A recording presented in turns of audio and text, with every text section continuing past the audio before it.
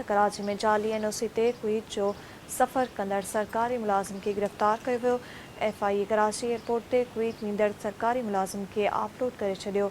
FIA तर्जुमान मूजिब ॼाणल मुसाफ़िर जाली NOC ते कुवैत वञी रहियो हो। मुसाफ़िर जी सुञाणप सुरेश स्वामी तौर थी, जेको कुवैत जी विज़िट वीज़ा ते सफ़र करे रहियो हो। तर्जुमान मूजिब इमिग्रेशन चेक दौरान हुन पाण खे मिलिट्री अकाउंटेंट जनरल ऐं मुक़रर जूनियर ऑडिटर तौर पेश कयो। अहम ख़बर कंदासीं, तव्हां खे आगाह कंदासीं। कराची में जाली NOC ते कुवैत जो सफ़र कंदड़ सरकारी मुलाज़िम खे गिरफ़्तार कयो वियो। FIA कराची एयरपोर्ट ते कुवैत वेंदड़ सरकारी मुलाज़िम खे ऑफलोड करे छॾियो।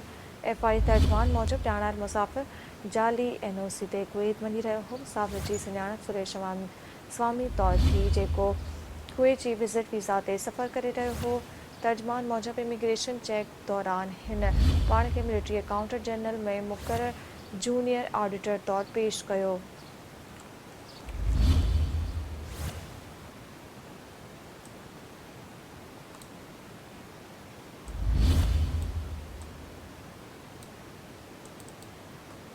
अहम ख़बर खां आगाह कंदासीं। कराची में जाली NOC ते कुवैत जो सफ़र कंदड़ सरकारी मुलाज़िम खे गिरफ़्तार कयो वियो।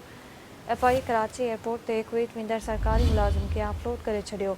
FIA तर्जुमान मूजिब ॼाणायल मुसाफ़िर जाली NOC ते कुवैत वञी रहियो हो। मुसाफ़िर जी सुञाणप सुरेश स्वामी तौर थी, जेको कुवैत जी विज़िट वीज़ा ते सफ़र करे रहियो हो। तर्जुमान मूजिब इमिग्रेशन चेक दौरान हुन पाण खे मिलिट्री अकाउंटेंट जनरल में मुक़रर जूनियर ऑडिटर तौर पेश कयो।